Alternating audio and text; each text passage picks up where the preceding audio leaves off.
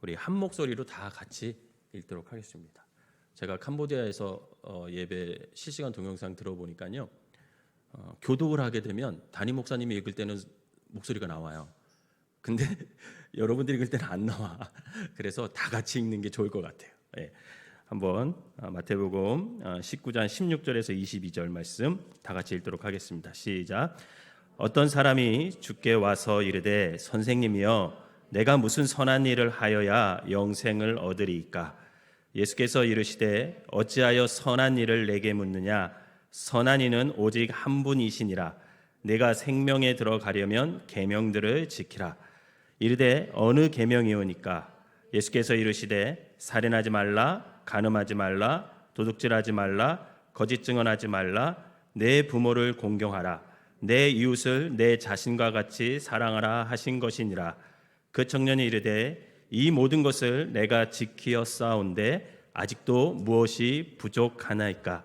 예수께서 이르시되 내가 온전하고자 할진대 가서 내 소유를 팔아 가난한 자들에게 주라. 그리하면 하늘에서 보화가 내게 있으리라.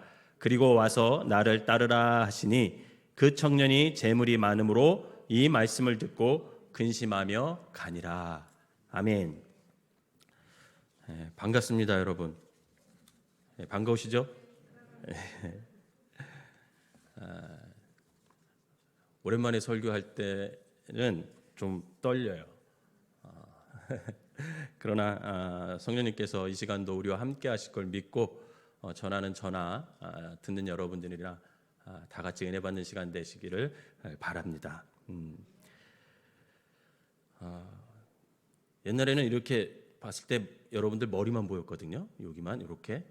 근데 이제는 마스크를 쓰셔가지고 눈만 보여요. 더 재미있어요. 오늘 본문에 보니까 성공한 사람이 한 사람 나오죠. 그 성공한 사람이 누구냐라고 했을 때 성경은 뭐라고 표현하냐면 어떤 사람이다 이렇게 표현해요. 그죠? 어떤 사람이 이렇게 시작을 합니다.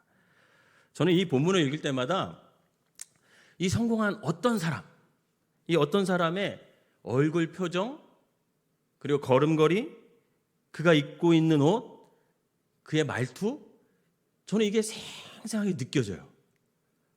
성경을 읽을 때 여러분 그냥 읽지 마시고 상상을 하면서 읽잖아요. 그럼 그게 막 느껴져, 막 입체적으로 느껴져요.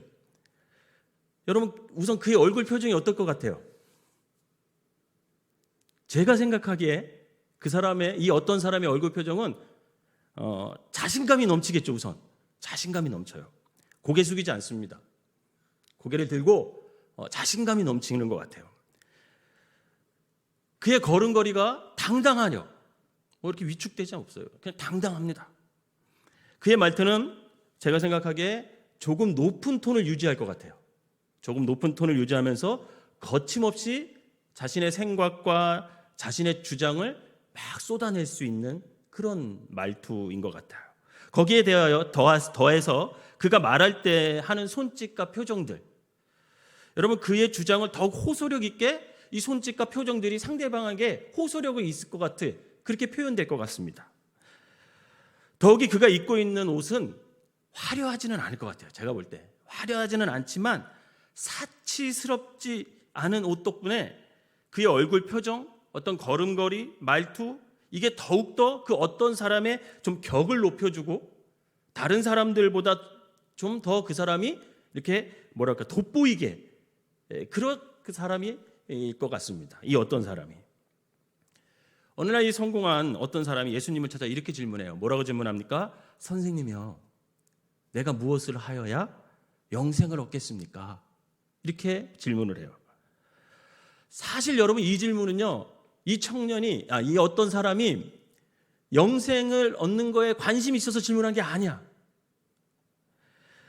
이 사람은 그동안 자신이 행했던 선한 일을 예수님께 좀 자랑하고 다른 사람들 앞에서 좀 자기를 높이고 싶은 마음에 이 질문을 하는 거예요. 그런데 예수님은 이 어떤 사람의 마음을 금방 알아차렸어요. 꿰뚫어 보고 있는 거죠. 그래서 예수님이 이렇게 다시 그 사람에게 질문을 합니다. 17절을 한번 읽어볼까요? 시작. 예수께서 이르시되 어찌하여 선한 일을 내게 묻느냐? 선한 이는 오직 한 분이시니라. 네가 생명에 들어가려면 계명을 지키라. 이렇게 얘기해요. 예수님의 이 말 뜻은 뭐냐면 너가 아무리 선한 일을 했을지라도, 선한 일을 많이 했을지라도 그 선은 아무것도 아니라는 거예요. 그래서 예수님은 먼저 이 젊은 어떤 사람에게 정말 선하신 분, 그분은 누구냐? 오직 한 분? 하나님이시다. 이거를 먼저 가르쳐줘요. 그러니 너의 선은 이 선하신 하나님 앞에서 누더기 옷 정도밖에 안 되니까 너의 선함을 지금 자랑하지 말고 지금 너가 관심을 가져야 할 것은 하나님의 계명을 온전히 지키는 것, 거기에 관심을 가져. 이렇게 얘기하셔요. 예수님의 이 말에 어떤 사람, 이 성공한 사람이 한풀 딱 기가 꺾여요. 자기가 원하는 대로 흘러가지 않아 지금. 그러면서 다 질문을 해요. 뭐라고 질문합니까? 그럼 어느 계명을 제가 지킵니까? 이렇게 질문을 해요. 그래서 예수님은 누구나 알고 있는 계명을 말씀해 줍니다. 18절 19절 읽어볼까요? 시작. 이르되 어느 계명이오니까? 예수께서 이르시되 살인하지 말라, 간음하지 말라, 도둑질하지 말라, 거짓 증언하지 말라, 내 부모를 공경하라, 내 이웃을 내 자신과 같이 사랑하라 하신 것이니라. 아멘.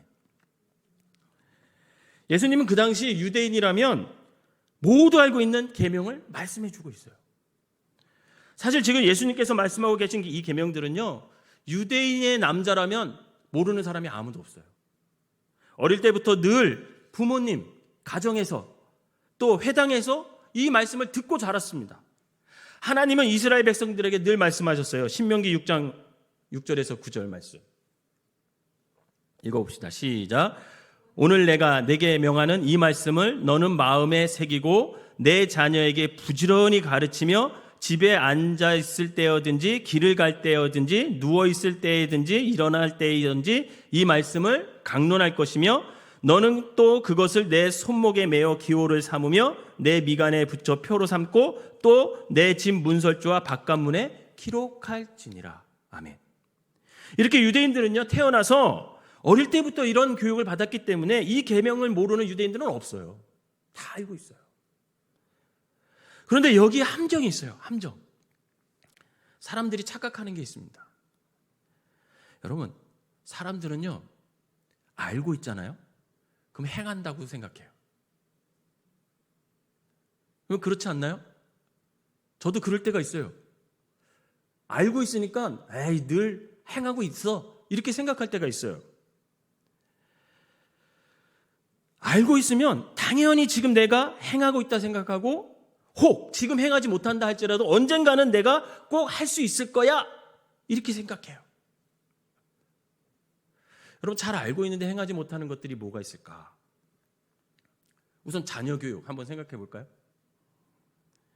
모든 부모는 어떻게 교육시키면 잘 교육시키는지 알고 있어요. 모르는 분들도 있지만 요즘은 다 알고 있어. 말씀대로 가르치면 되죠. 그죠? 알고 있단 말이야. 여러분, 요즘에 금쪽 같은 내 새끼? 거기 오은영 맞죠? 오은영 선생님.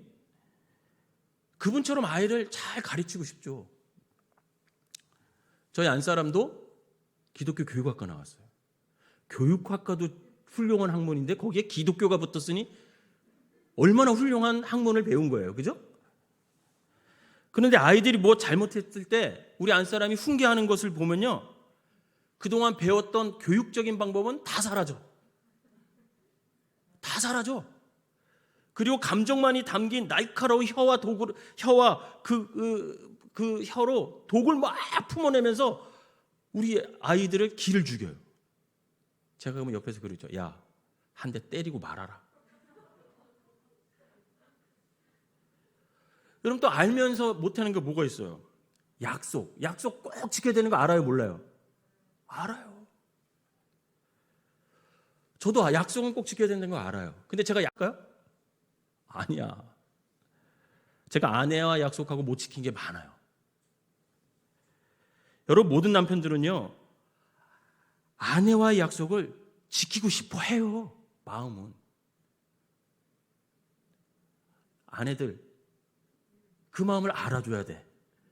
알아는 줘야 돼. 다 지키고 싶다니까. 모르는 게 아니야, 남편들이. 알지만 못 지키고 있을 뿐이야. 제가 해외를 무지 다녔어요. 근데 우리 아내는 못 다녔어. 목회 초 인천 주안지방에서 목회할 때요, 2년에 한 번씩 담임 목회하는 사람들은 해외를 왜 이렇게 많이 보내줬는지 몰라. 그리고 유럽 안 간 나라가 없고요, 뭐 웬만한 데는 다 가봤어. 그런데 늘 저 혼자 갔어. 왜 그랬을까요? 목사님들은 공짜로 다 대줘, 지방에서. 근데 사모님들은 돈을 안 대주고 자기가 다 내야 돼, 비용을. 개척회하는데 그 돈이 어딨어. 못 갔지. 나만 가는 거죠. 그러면서 그때 제가 약속한 게 있어요.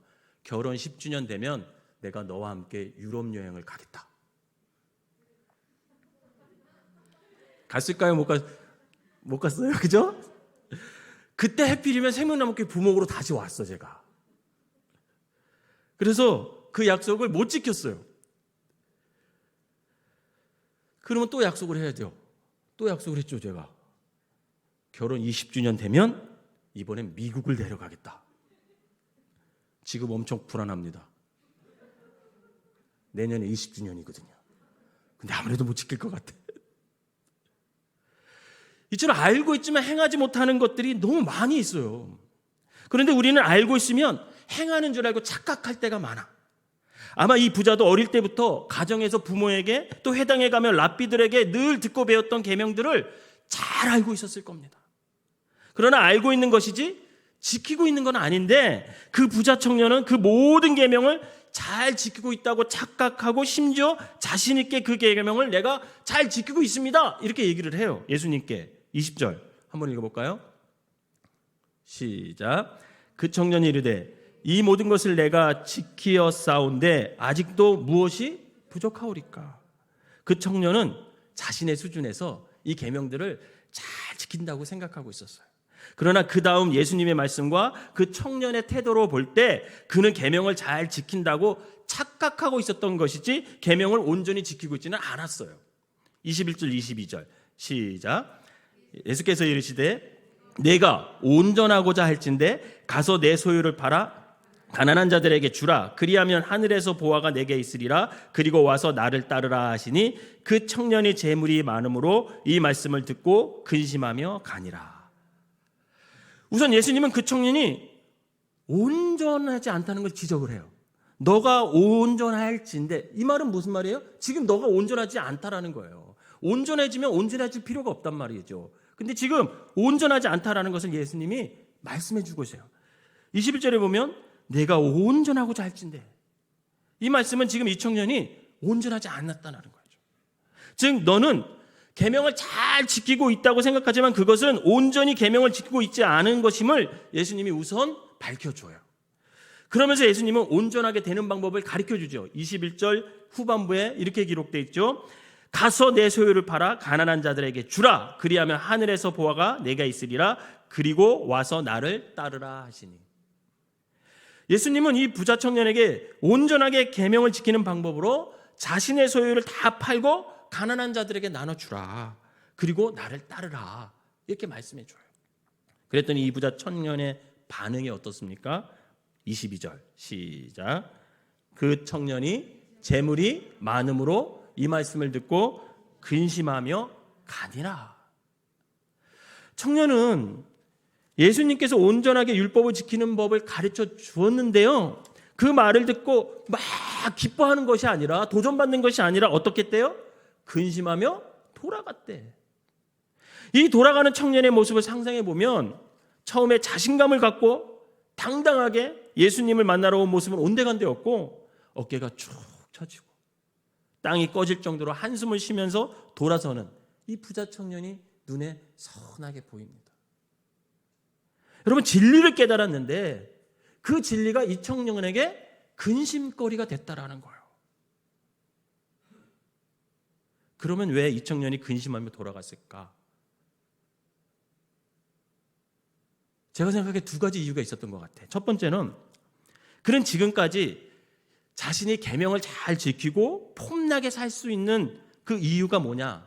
그것은 자신이 갖고 있는 부유함, 돈이 있었기 때문에 가능했다 이렇게 생각했던 것 같아요. 단순히 예수님께서 너의 모든 돈을 재산을 가난한 사람들에게 다 나누어 주라.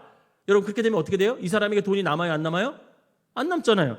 단순히 가난한 자들에게 나누어주면 자신의 돈이 없어진다는 이유 때문에 근심한 것이 아니라 그 돈이 없으면 자신은 하나님의 계명을 지킬 수 없다 이렇게 생각했던 것 같아요.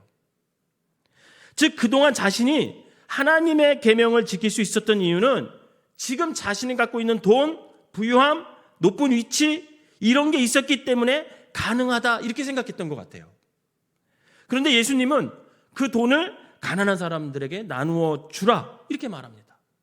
여러분 그러면 어떻게 돼요? 자신은 더 이상 하나님의 계명을 지킬 수 있어요 없어요? 없죠. 왜? 돈이 없으니까. 이 부자 청년의 돈은 단순한 재산이 아니라 자신의 삶을 지탱해주고 자신이 다른 사람들보다 우쭐대며 계명을 지키는 삶을 살게 해주는 힘의 근원, 바로 그 힘이 이 돈에서 나왔던 거죠.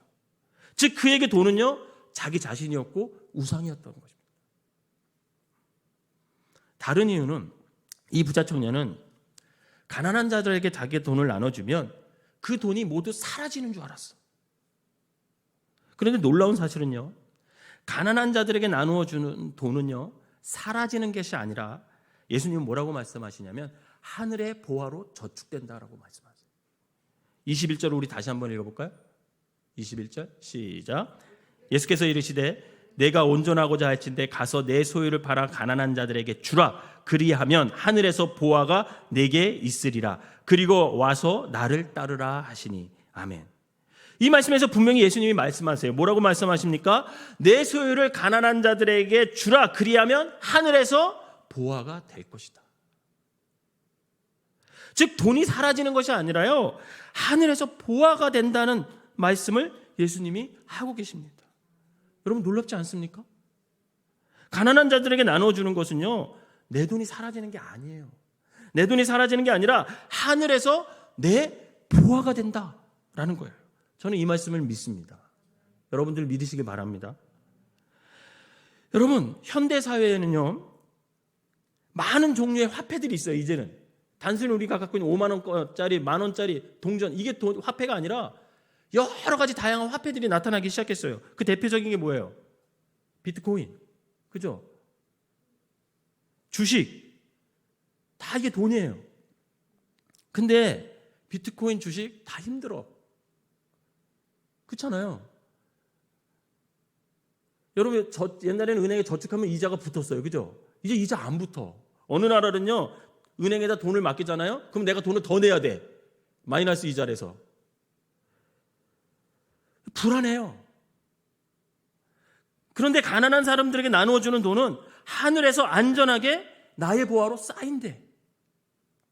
그러니 하늘나라 가면 우리가 걱정 있어요 없어요? 걱정이 없는 거예요. 그런데 부자 청년은 자기 돈을 가난한 자들에게 주잖아요. 그럼 자기 돈이 모두 사라진다고 생각했어요. 만약 이 부자 청년이 가난한 자들에게 나누어주는 돈이 하늘나라에 쌓여 자신의 보화가 된다는 진리를 알았다면 그는 근심하지 않았을 것입니다. 그러나 그는 이 진리를 못 믿었기 때문에 결국 그는 예수님의 말씀을 듣고 어떻게 하고 돌아서요? 근심하며 돌아서요. 진리를 알았는데 근심해. 바라기는 여러분들의 돈을 하늘의 보화로 쌓아두는 삶을 살아가시기를 주님의 이름으로 축원합니다. 여러분 세상에는 성공한 사람이 굉장히 많아요. 제가 사는 캄보디아도 가난한 나라잖아요. 근데 성공한 사람들이 많아. 몇몇 있어. 돈이 많아. 여기서 말하는 성공한 사람은 돈이 많은 사람이 말아요. 돈이 많은 사람들이 많더라고요. 오늘 성경에 나오는 이 사람도 젊은데도 불구하고 뭐예요? 부자야. 부자가 됐대. 여러분 부자는 그럼 어떻게 될 수 있을까요? 성공은 어떻게 하면 성공할 수 있을까요? 이걸 알면 우리가 진작 부자가 됐겠죠. 언젠가 우리 김창균 장로님께서 페이스북에 뭘 하나 올리셨어. 그래서 제가 봤어. 갔더니 한겨레 21에 있는 컬럼을 하나 이렇게 띄워놓으셨더라고요. 제가 그걸 쫙 읽어봤어요. 그게 누가 썼냐면 홍콩 과학기술대 경제학 교수 김현철 교수가 썼더라고요. 그는 우리 시대가 능력주의 시대라고 얘기를 한다고 사람들이 얘기한대. 근데 20, 30대는 이 능력주의 사회의 보상이 자기의 능력대로 공정하게 보상받고 있다고 생각하지 않는데, 그러면서 그는 자신의 이야기를 거기서 쭉 써내려가요. 뭐라고 써냐면 이분은 의과대학에 가요. 의과대학에 합격했어요. 그리고 이제 졸업을 하고 경제학에 또 관심이 생겼대. 아니 의과대학 나온 분이 의사를 하시지 왜 경제학에 관심을 가졌는지 몰라. 경제학에 관심을 가지고 그 경제학을 공부하고 미국 컬럼비아 대학의 박사과정을 거쳤대. 그리고 거치고 나서 코넬 대학의 초빙 교수로 가고 지금은 이제 홍콩 과학기술대학교의 교수로 재직을 하고 있다라는 거예요. 그런데 이 사람이 쭉 자신의 삶을 살아오면서 얘기를 쭉 하면서, 그런데 자신이 지금까지 올 수 있었던 것은 자신의 노력으로 된 게 아니래. 만약에 18이라면 2할은 자기의 노력인 것 같대. 근데 8할은 운이래, 운. 운이래, 운. 그러면서 그는 우리가 능력주의 시대를 살아가면서 노력만으로 성공할 수 있는 것이 아니라 성공할 수 있는 정말 중요한 조건 2가지 운이 따라야 된대요. 여러분, 첫 번째 운이 뭐겠어요? 그러면 이 사람이 그렇게 안 썼겠지, 이 글을. 좀 깜짝 놀랐어요. 이 사람이 첫 번째 운이 뭐냐면 어디에서 태어났느냐. 첫 번째 운이, 이 태어난 운이 있어야 된대요. 태어나면서 첫 번째로 만나는 운이 어디에서 태어났는가, 이거래요. 세계은행 출신 경제학자 브랑코 빌라노비치가 뭐라고 얘기했냐면 태어난 나라가 평생 소득의 절반을 차지한대. 즉 저개발 국가에 태어나면요, 능력이 뛰어난 사람도 성공할 가능성이 엄청 낮대라는 거예요. 왜 그럴까요? 우선 교육을 받을 수가 없어. 고등교육을 받을 수가 없고, 대학을 졸업해도 좋은 직장에 취직할 수가 없어. 캄보디아도 마찬가지야. 대학 나와도 취직이 안 돼. 왜? 일자리가 없어. 인프라가 형성이 안 돼 있어. 자본도 부족하지만 그 부패하고 그 행정이 너무나 까다롭고 자의적으로 해석하고요, 불합리한 규제, 인프라 부족, 너무할 사안이 너무 많은 거예요. 캄보디아에서 좋은 교육을 받아도 취직할 수 있는 것이 별로 없어요. 왜요? 이미 모든 요직과 부는 누가 갖고 있어?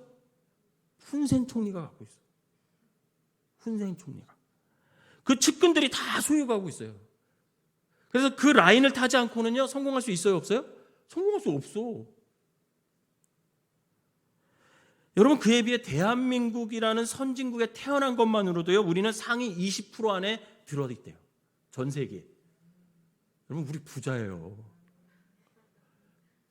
내 처지가 이렇게 봐도 별거 없는 것 같잖아요. 나는 대한민국에 태어난 이유 하나만으로 상위 전 세계 20% 안에 속해.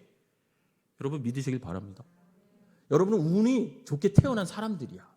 먼저 첫 번째 운은 타고났어. 두 번째 성공의 조건 운이 뭔지 아세요? 이분이 얘기하는 게 뭐냐면 부모래, 부모. 부모는 유전학적으로, 환경적으로 요소를 모두 제공한대요. 그죠? 맞는 말이잖아요. 나의 부모님이 좋은 유전자를 갖고 있고 좋은 환경을 가지고 있으면 그만큼 그 자녀들은 성공할 수 있는 확률이 굉장히 높아지는 거예요. 이렇게 볼 때 부모의 역할이 얼마나 중요한지 몰라. 왜냐하면 모든 자녀들은 부모에게서 유전자를 물려받고 또 부모가 그 자녀들의 어린 시절 환경도 상당 부분 제공하기 때문에 그래요. 여러분, 우리 중에 부모를 선택해서 태어나신 분들이 있어요? 하나님, 저는 이분이 우리 부모였으면 좋겠습니다. 하나님이 위에서 그렇게 찍으라 그럴까요? 아니라고. 부모를 내가 결정하는 사람 없습니다. 부모를 자기가 결정하는 사람 없어요. 그러니 어떤 부모를 만났는지도 명백하게 뭐예요? 따지고 보면 운이라는 거야, 운. 그렇게 인생 성취의 8할은 운이다 라는 말이 전혀 과장된 말이 아니에요. 심지어 건강도요, 그 태어난 나라의 소득 수준과 의료 시스템 등이 기대 수명을 굉장히 높여준다고 합니다. 즉, 잘 사는 나라, 좋은 환경의 부모 아래에서 태어난 사람은 가난한 나라에서 태어난 사람과 가난한 부모 밑에서 태어난 사람보다 더 건강하게 오래오래 살 수 있대요. 그러면서 그가 말하는 것은 능력주의 시대라고 말하지만 사실은 이 시대는 능력만큼 대우받는 것이 아니라 운을 타고나야 성공하고 부유하게 살 수 있다라고 그래요. 그 운이 뭐예요? 첫 번째, 어디서 태어나냐? 두 번째, 어느 부모 밑에서 태어나느냐. 즉 지금 내가 누리고 있는 성공, 부유함, 지위, 이것은 나의 노력으로 된 것이 아니라 그중에 8알은 내가 잘 사는 나라 좋은 환경 부모 밑에서 태어나서 성공할 수 있었다라는 겁니다. 그러면서 김현철 교수는 인생 성공의 8알이 운이기 때문에 지금 내가 누리고 있는 모든 부와 성공, 지위는 운 때문에 얻어진다라는 거예요. 즉 내 노력, 내 힘으로 성취된 것이 얻은 것이 아니라 운 때문에 우리가 지금 이만큼 살아가는 거니까 성공한 자리에 있는 사람들, 부유한 생명을 소유하고 있는 사람들, 건강한 사람들 뻐길 거 아무것도 없다는 거예요. 왜? 내 노력으로 얻은 거야. 내 노력으로 얻다면 자랑할 만하지. 근데 내 노력으로 얻어진 거 아니기 때문에 뻐기지 말고 잘난 척하지 말고 항상 겸손하고 감사하게 운이 나빴던 사람들을 적극적으로 도우며 삶을 살아갈 때 그 사람이 가치 있는 삶을 살 수 있다. 이렇게 얘기를 하더라고요. 사랑하는 성도 여러분, 저는 이 글을 읽으면서 이 김현철 교수의 생각에 많은 공감을 했어요. 그러면서 이 김현철 교수가 말하는 운이라는 이 한 글자를 제가 두 글자로 바꿔봤어요. 은혜. 은혜라는 단어로 바꿔보았어요. 여러분, 우리 그리스도인들은요, 나의 노력과 힘으로 살아가는 것이 아니라 전적으로 하나님의 은혜로 살아감을 믿으시길 바랍니다. 여러분, 내가 죄사함을 받고 구원의 백성으로 신분이 전환된 것은 나의 노력이 아니라 하나님의 은혜임을 믿으시길 바랍니다. 내가 비록 잘 사는 부모 밑에서 좋은 환경 가정에서 태어나지 못했어도 이만큼 행복하고 건강하게 살 수 있는 것 모두 주님의 은혜임을 믿으시길 바랍니다. 내가 대한민국에 태어난 것 전적인 하나님의 은혜예요. 여러분, 우리 생명나무교회 다니는 모든 여성들은 감사헌금 많이 해야 돼. 왜 그런지 아세요? 여러분, 아프가니스탄에 태어났어 봐. 평생 눈만 내놓고 살아야 돼요. 교육 못 받습니다. 정해준 사람하고 결혼해야 돼요. 저는 이번에 아프가니스탄의 그 모든 사건을 보고 미얀마 사건을 보면서 야, 대한민국 정말 좋은 나라다. 내가 건강한 몸으로 지금 먹고 자고 행복한 삶을 살고 있는 것이 나의 노력과 능력이 아니라 여러분 전적인 하나님의 은혜라는 거예요. 여러분 믿으시길 바랍니다. 여러분 오늘 본문 부자 청년도 분명 자신의 노력과 능력으로 부자가 되지 않았을 거예요. 그때 당시 부자는요, 아버지가 부자여야 부자였어요. 더욱이 로마 식민지에서 유대인이 부자라고 말한다면 그것은 분명 그 부자 청년 집안이 권력이 있는 집안이거나 아니면 부유한 집안이고 아버지 또한 높은 지위에 있을 가능성이 굉장히 높습니다. 즉 자기가 노력한 것에 비해 그는 넘칠 정도로 은혜를 받으며 지금까지 살아온 거예요. 이 부자 청년은. 그렇다면 은혜 받으면 그것으로 여러분 끝일까요? 아닙니다. 은혜 받았기에 행해야 할 몫이 있다라는 거예요.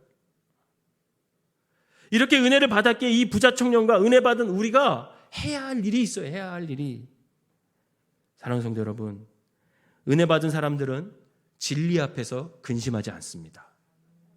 은혜 받은 사람들은요, 은혜의 특징은 굉장히 역동적이에요, 여러분. 은혜는 정적이지 않습니다. 은혜는 감성적이지 않아요. 오늘 설교 받고 나 은혜 받았어. 마음이 따뜻해지는 것 같아. 이것으로 끝. 그건 은혜가 아니죠. 은혜 받은 사람은 동적입니다. 은혜 받은 사람들은 움직여요. 은혜 받은 사람들은 말씀에 순종합니다. 절대 어깨가 처지거나 땅을 보면서 근심하지 않아요.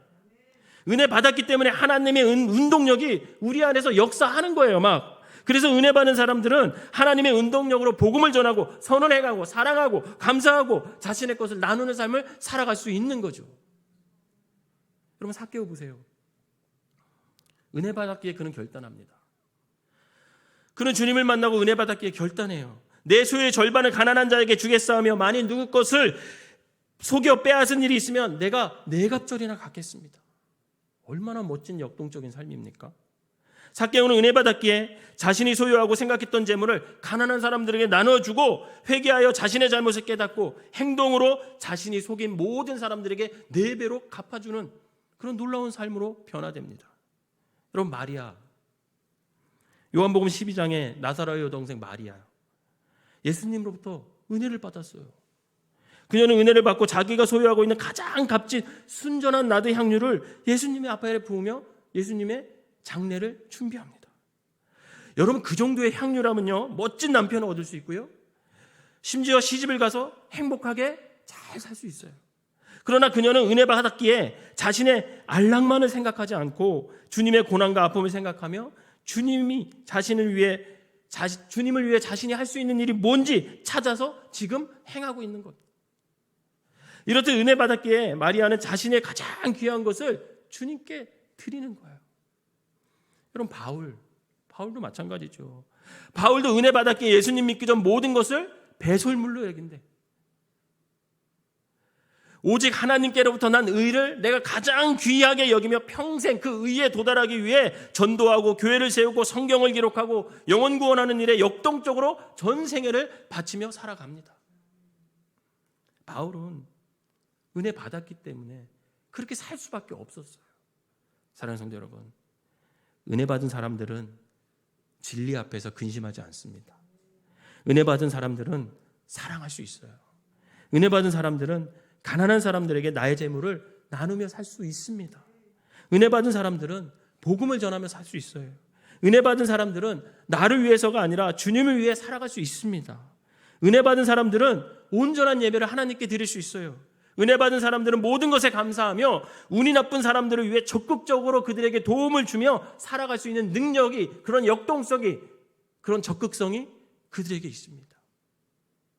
바라기는 우리가 지금 이만큼 넉넉하게 행복하게 존재하는 이유는 바로 나의 노력이 아니라 오직 위로부터 내려진 은혜 받았음을 알아서 진리 앞에 근심하며 살아가는 것이 아니라 진리 앞에 감사하며 늘 겸손함으로 운이 나빠 힘들어하는 이웃들을 적극적으로 돌보며 살아가는 삶을 살아가시기를 주님의 이름으로 축원합니다. 동영상을 하나 보도록 하겠습니다. 제가 5년 됐어요. 캄보디아 간지 2017년 2월에 가서. 사랑과 은혜 하나님, 은혜 베풀어 주셔서 감사드리 드립니다. 주님의 은혜가 없었다면 지금 이곳에 이러한 모습으로 설 수 없음을 이 시간 고백합니다. 모든 것이 은혜요, 감사이기에 자랑할 것도 없고 뻐기며 살 것도 없고 교만할 것도 없습니다. 그저 모든 것이 주님의 은혜임을 깨달아 항상 겸손하며 감사하고 사랑하며 운이 나빠 어려움에 처한 사랑하는 이웃들을 적극적으로 섬기며 도우며 나누며 살아가는 귀한 삶들이 되게 하여 주시옵소서. 예수님의 이름으로 기도합니다. 아멘.